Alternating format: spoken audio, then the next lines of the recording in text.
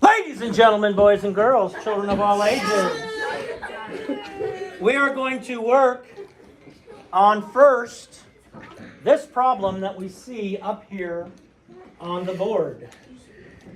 Scott has some amount of pounds of nails that cost some amount of money. If each pound of nails was the same price, how much was 1 pound? And what we're usually going to do, as we usually do, we're going to start by writing in words how we would solve the problem. So while you're thinking, in case you're the one that's called upon, Scott has some amount of pounds of nails that cost some amount of money. If each pound of nails was the same price, how much was 1 pound? Anaya, how would you solve this problem?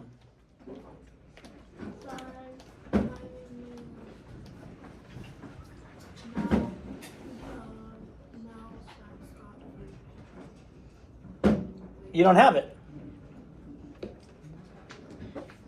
We don't have the amount of nails that Scott used. Tommy, how would you solve this problem?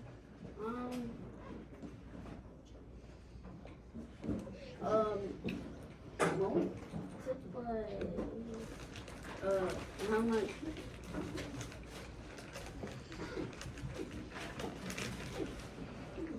Belle?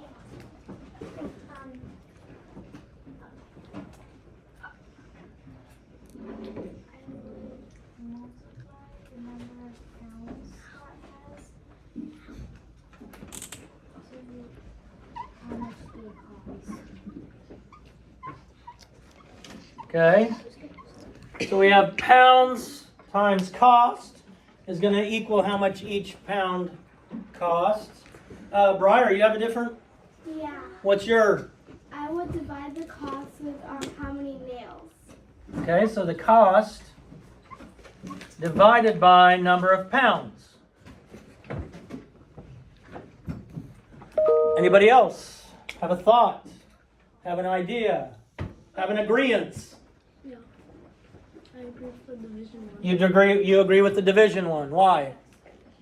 Because that's the only one that makes sense. That's the only one that makes sense. In Carlos's mind, that is the one that makes sense. All right, so let's put some numbers in here and we'll do some math. Scott has 8 pounds of nails and they cost $41.84 for the 8 pounds of nails. So now that I put the numbers in there, let's read it again. Let's read it again to make sure that we understand the problem. And then we're going to go back and I'll call on someone to help me write the equation. Scott has 8 pounds of nails that cost $41.84. If each pound of nails was the same price, how much was 1 pound? Let's go with Gwen. My equation would be what? $41.84 divided by 8. Good. $41.84 divided by 8. And that's going to equal the cost of each pound. That's going to equal the cost of each pound. Yes, ma'am? All right, we've got to estimate. We've got to estimate. So let's ask this question. Calyx, do you think each pound of nails is going to be more than $10 or less than $10?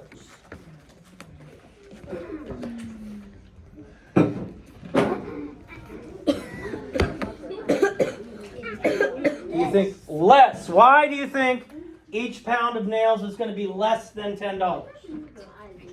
You do not know. Just that you were listening to what everybody told you. Nadia, do you think it's going to be more than $10 per pound or less than $10 per pound? And how do you know it's going to be less than $10 per pound? We're dividing.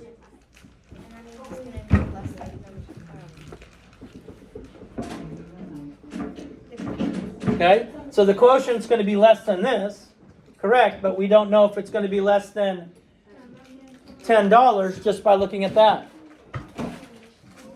Evan? I think I know because if you round 41 and 84 cents to just 40 and divide it by 8, you get 5.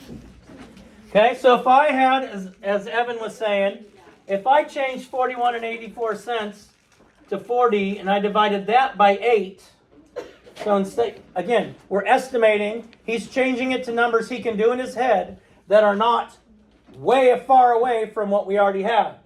So he's going to say $41.84, he's going to change to 40 because it's divisible by 8. And Evan, what is 40 divided by 8? 5. 5. So we're going to, our estimate that Evan gave us, and Nadia gave us, and Calix gave us unknowingly, is somewhere around $5 per pound. $5 per pound. So now we're going to do the actual division part. $41.84 divided by 8. When we're dividing with decimals, it goes straight up. The decimal goes straight up. And it's important to make sure we put our numbers in our quotient exactly where they go. Now when I do division, I've told you that there's a strategy you should use. Who remembers what we do first before we start? Blake? Write down the multiples of our divisor.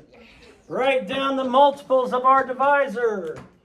So if we have 8 times 1 is 8, times 2 is 16. Times 3? 24. Times 4? 32. Times 5? 40. 48. Times 6? 48. Times 7? 56. Times 8? 64. Times 9? 72. All right, once we've done that, now we can divide, and we can divide very easily. Sloan, is 8 going to go into 4? No. I am not going to have a number in the tens place. Sloan, does 8 go into 41? Yes. So I'm going to have a number in the ones place, a number in the tenths place, and a number in the hundredths place. Now, Sloan already knows the answer to this, but let me show you how Sloan would get it before I ask her. I want to know how many times 8 goes into 41. She goes over here and looks at the multiples of 8, and she gets as close to 41 as she can without going over. So Sloan, how many times does 8 go into 41? 5. 5 times. Whoop, got 5 in the ones place, just like Evan taught us. The 5 in the ones place. So 5 times 8 is 40. We subtract. Then I would ask Sloan again, if I were me, and I am me. Sloan, how many times does 8 go into 18? Twice. Because times 2 is 16. Times 3 is 24. That's too big. And that's 16. We subtract. Now, Sloan. I'm going to ask you the tough question, Sloan. So I want you to think for a minute. Don't jump out with the answer right away. How many times is 8 going to go into 24, Sloan? 3. And so we have, that goes in evenly. We have $5.23. Close to Evan's estimate. Close to Evan's estimate. All right, Kinsley, I know. Stop yelling at me. There is a way to check it. Kinsley just bothers me with that all the time. We would multiply $5.23 times 8, and I want it to equal $41.84. But Kinsley, again, she said, well, when you multiply with decimals, Mr. McMurdo, when you're doing the work, leave the decimal out till you get to the quotient. I always forget that part. So we'd have $5.23 times 8, 24, 16, 17, 18. 8 times 5 is 40, plus 1 more is 41. So, Kinsley's now happy because this worked out exactly the way we had it. Now, this problem took us 10 minutes.